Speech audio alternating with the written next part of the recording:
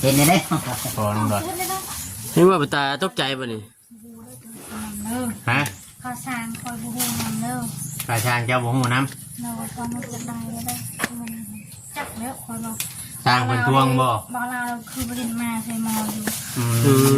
ชางตวงเงินชางทางแล้วเอาเลยมันโนไม่เห็นได้ฉันบ้านพุทธามารีบ่เพิ่นถามเพิ่งมาได้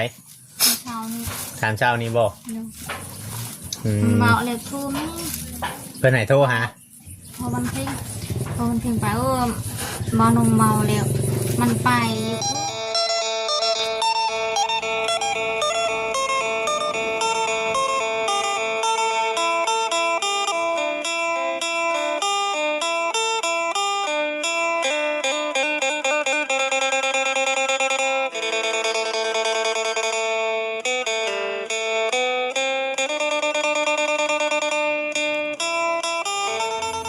สังกะสีกับพ่อว่าฉันขาดเหลืออีกอยู่ประมาณ2-3แผ่นนี่แหละพี่น้องเนาะ2 แผ่น 3 แผ่นข้างนี้โดยเฉพาะข้างนี้เวลาฝนเปื้องมาทั้งนี้โอ้ยแน่นอนพี่น้องเปียกแน่นอนอยู่ที่บ้านที่เฮือนอันบ้าบุญเกิงเด้อพี่น้องเด้อเนาะเดี๋ยวอ่านบุญเกิงนั่งร้อยทักทายสบายดีพี่น้องFCกันเบิดสุขทุกคน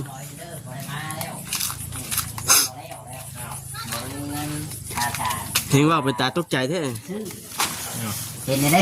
พอน้องดอยเห็นว่าเป็นตาตกใจป่ะนี่ฮะข้าวสารคอยบูฮูนำเด้อปลาชางเจ้าบ่หูน้ำเราความมันจะได้ได้มันจับแล้วคอยบอกชางเป็นตวงบ่บอกเราคือบริณมาใส่มออยู่ชางตวงเงินชางทางแล้ว เอาเลยมันโนไม่เห็นได้ฉันบ้านพุทธามารีบ่เพิ่นถามเพิ่งมาได้ถามเช้านี้บ่เมาเลยทูนี่เพิ่นไหนโทรหาพอมันเพ่งไปมานมเมาแล้วมันไปอยู่พูนไปเนี่ยคอยดูพูนนั้นไถไปนั่นบอลล่าเพิ่นให้อันทางผัวเจ้าโทรนำบ่แล้วเพิ่นอยากได้เงินค่าเฮ็ดเฮือนอยากได้แล้วมันถึงเลยมันโดนแล้วกับบริติทางช่างในพี่น้องเพราะว่าเพิ่นเฮ็ดก็โดนแล้วบัดนี้ที่ว่ามันบ่แล้วนี่ก็คือว่าอุปกรณ์เฮาบ่มีมันขาดในตัวที่ว่ามันเดี๋ยวนี้เนาะบ่มีแม่นอุปกรณ์เฮามันบ่มีให้ช่างแหละไปต่อบ่เป็นติต่อบ่เป็นพี่น้องเนาะติเพิ่นอันนี้ก็ได้บ่ติแล้วแม่นก็เพิ่นแล้วมีแต่ว่าคือคอยบอกแนะนำหั่นแหละเวลาตอนเช้าก็ให้ตื่นแต่เช้าให้พากันเฮ็ดเวียกเฮ็ดหยังเฮ็ดให้โทเม FC เพิ่นฮักเพิ่นแพงในกับเวลาเข้ามาก็ต้องทักทายสบายดีเพิ่นบ่แม่นว่าสินอนเด้อ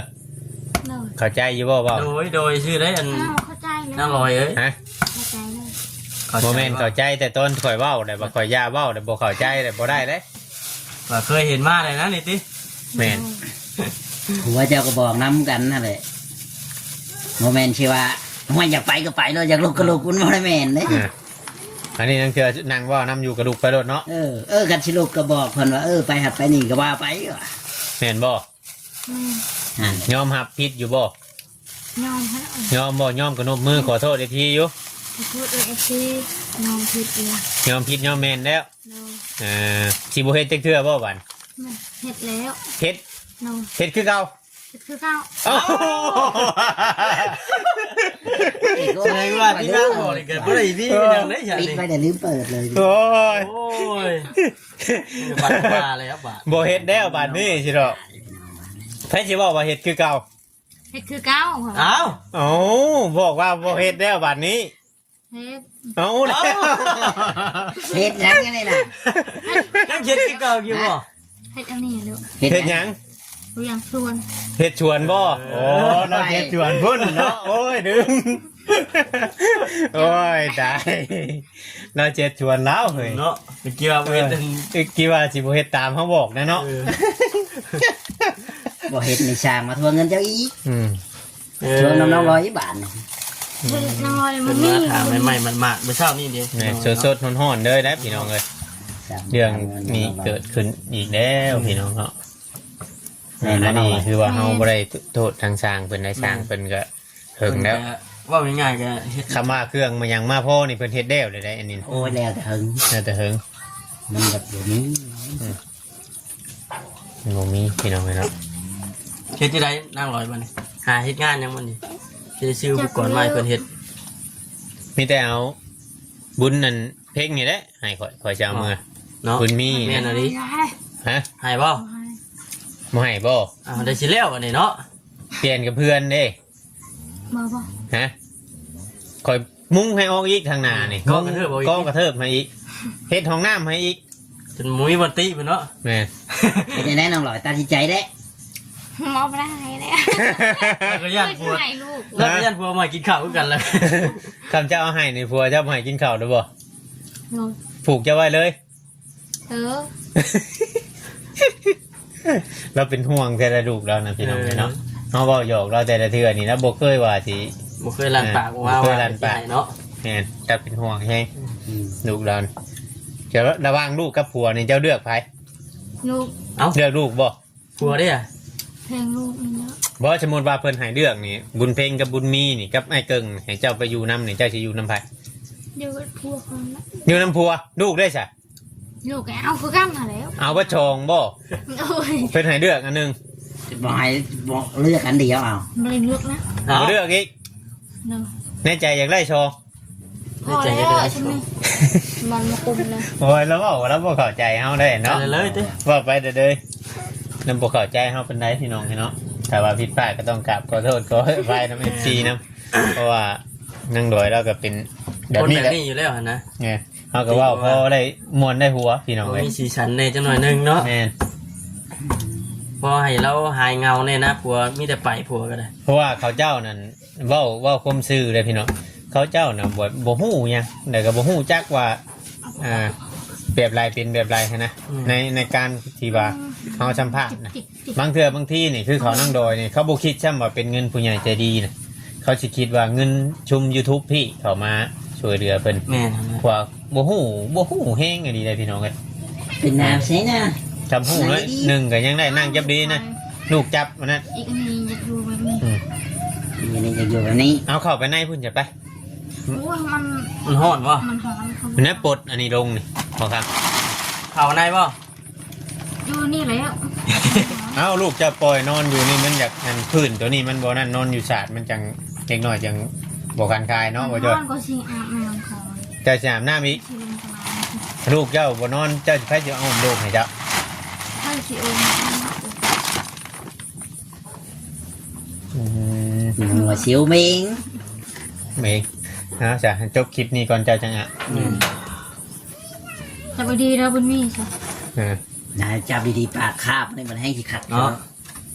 ให้ผัวมากินข้าวอีกแห้งในอีกเจ้า แขวลูกเฮีย เพราะว่าอันเฮาเว้าหยังนั่งเด้อก็ไปตามเฮา ได้ฮะ เฮาเว้าหยังก็ไปนำได้เลยหั่นนะ เอาแนวใดกันแนวนั้นติ เว้าในหลายเป็นนั่นนั่นไหนก็ สื่อไปเรื่อยๆนะ ชื่อลายก็บ่ดีพี่น้องเอ้ยโคตรลายก็บ่ดี อืม เอามีชื่อแน่มีโคตรแน่เนาะคนเฮามันจังพอดีพองาม ว้าวยังบริเข้าใจนะบางค เฮาเว้าสิดังเทื่อก็บ่ได้จ้างหยังใดนี่นะ โดยแล้วติ ำผู้จ้าก็ว่าน้องหน่อย ให้จักรยานก่อน เอ้า บ่ยังบ่หันจ้ะ คอยเดินอยากรู้ว่าเจ้าเลย ไปโตไม่ได้แล้วบ้านน้องดอย ถึงขั้นสร้าง โอ้ ถามเรื่องเงิน นั่งกับปอของ เซ็ตน้องหน่อย มาเช็ดแล้วคอไม่มีเงินเสียหาย บริเช็ดเลย ขายเนี่ยขาย จะบุกใจบ่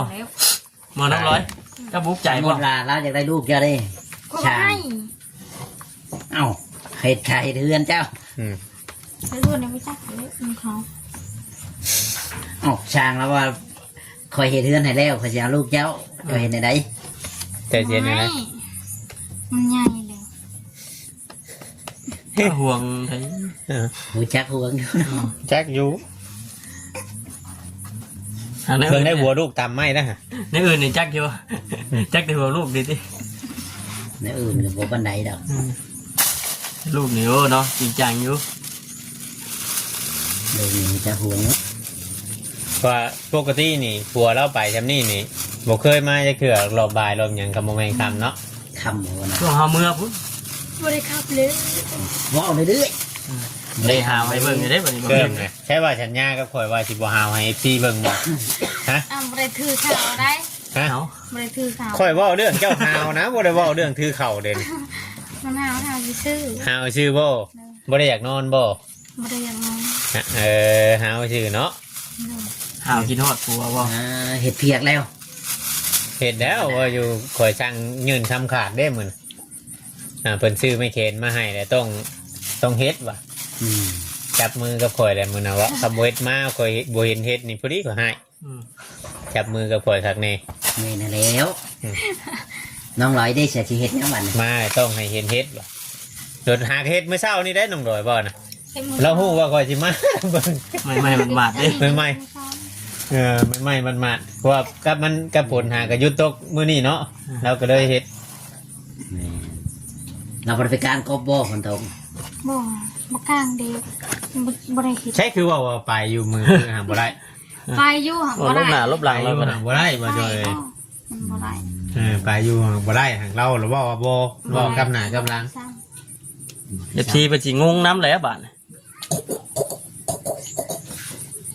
เล็กน้อยเนี่ยมันสิอาบน้ำแล้ว อยากอาบน้ำบ่เด็กน้อย บ่ได้ อืม เด็กน้อยอยากอาบน้ำบ่ โมเมนผู้ใหญ่ยังจัก ผู้ใหญ่ก็อาบทุกคำแล้วโอ้ย ยังไม่ได้อาบน้ำแต่เช้าผู้ ยัง จักมือแล้วเจ้าบ่ได้อาบน้ำนี่ อาบผู้เถื่อ อาบคือเทื่อบ่เดี๋ยวว่าบ่ได้อาบ2-3มื้อเลยว่าคือว่าป ส ระ อง หยัด สาม น้ำ มืออาบเท่านึงบ่ คือว่าบางหันคือว่าประหยัดน้ำจ้ะ บ่ไปเถื่อ บ่ได้ประหยัดบ่ มันหอนคืออาบ อ๋อมันฮ้อนอาบรถ น้ำมันบ่เคยประหยัด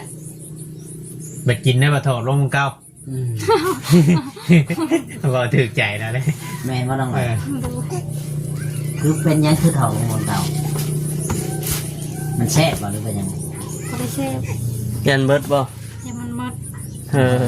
ที่ให้เฝ้าเฮ็ดสวนเฮ็ดหยังให้มันแล้วได้หาเนี่ยมาปลูกมาหยังบานนี่ นี่นั่นแหละ ปลูกผักปลูกหยังอันนี้ ปลูกผัก แกงปลากับบ่มีผักใส่แกงหั่นแกงนี่กับบ่มีผักใส่มันบ่มีแห้งมีแต่จะเมื่อยแล้ว อืม บ่ได้กินครบรส ปลาขี้แยงดิ ใส่แต่ผักขะแยงใส่แต่ผักขะแยงอย่างเดียวโย มันฟักขะแยงเบิดสิกินพักกันบ่นี่ติ อยากกินนมอยู่บ่ นี่เปิดนุ่มให้กันเบิ่งนะบัดนี้ เขาอยากกินนมได้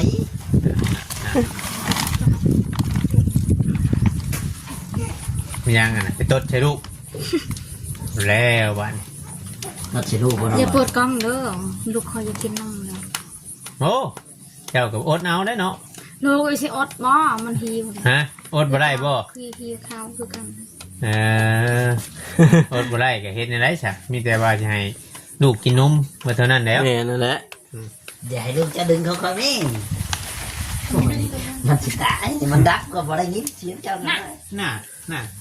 มันดับแล้วจ้ะ ง่าย บ่ไหวแล้วอยากกินนมแล้วนั่น ลูกเราบ่ไหวแล้วน้องหิวนมแล้ว เนาะเอา กินหน้าไปทางพุทธเออ พี่นาไปทุ่งเริ่มสิถาม เดี๋ยวเจ้าเวลาถามเราจะตอบนำเด้อโมเมนต์โดยชื่อไร โดยพิงก้อยจ้ะ โดยพิงก้อยจังเนาะอืม ตายบัดนี้ผัวยังบ่มาเทื่อบาดถ่ายกินปลาผู้ถ่ายกินปลากัน ใครอยู่มือนีมาได้เห็นความเรียบร้อยในน้ำบ้านน้ำเพื่อนกัน มันก็เป็นแน่นอนนึง แม่นเป็นกว่าเก่า มือคนโตก็ตีเจ้าก็ช่างเป็นพี่ชาย ลุงตุ้งถ้วยติ แม่น ถ้วย จักอีหยังเป็นอีหยังตากปลาตากเพชรเปื้อพี่น้องเลยเนาะ วันนี้ก็เริ่มแห้งเริ่มหยังก็ให้หามันแห้งนี่แม่นให้หาเก็บแล้วนะบัดนี้ เก็บเราได้น้องลอย มันเลี้ยงสิพี่ หมอยฟาดไปตัวที่ตัวเล่นไหน มี มี แม่นว่า มีไม่เค้นก็ใช้ไม่เค้นไว้น้ำหมอยอันนั้นเขาบอกเลยให้ฮู้จักเฮ็ดตามเขาบอกเลยนะพี่น้องนี่คือว่าให้การปรับปรุงตัวเอง พอลูกมาพี่ดิ อืมมันห้อนนะ เอ้าเนาะ มันเอาเล็กน้อยมันอันนั้นเจ้าจะเผาอาบให้มันไหนได้ดูนะ กำลังเด็กกำลังโหดกำลังเอา เด็ดกลางนี่อาบเลยดูบสบายเลย ไปพี่ดอยเนาะมานั่งอยู่ห่มก่อนพอคำได้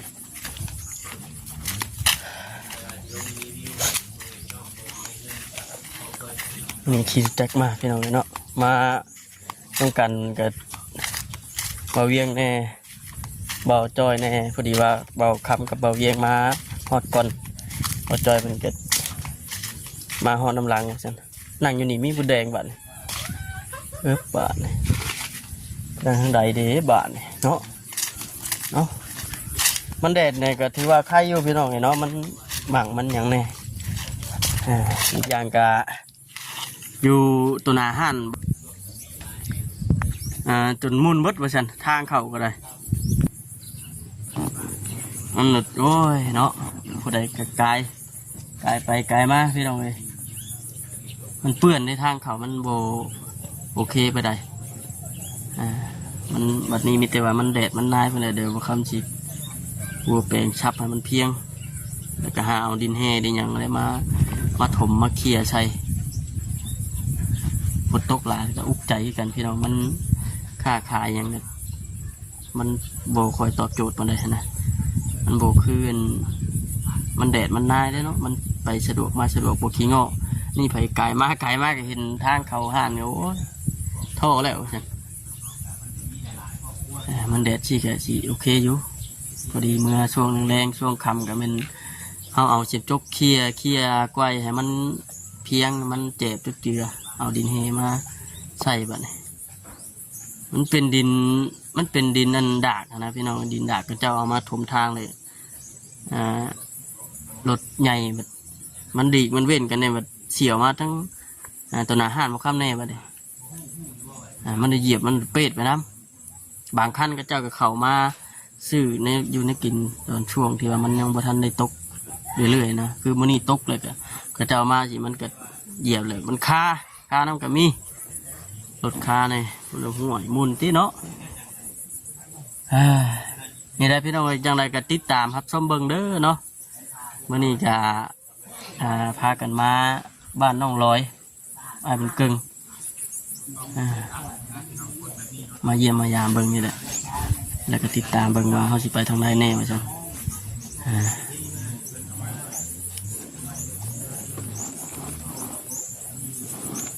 ทีนี้ก็จะพากันออกไปหากินข้าวกินน้ำอยู่ข้างนอกคนละนี่ก็ได้แต่ว่ามันแดดอยู่เป็นว่าจักแรงส่วงแรงเนาะแต่พอจิตตกห้ามตอนเมื่อใช่ไหมจักเด้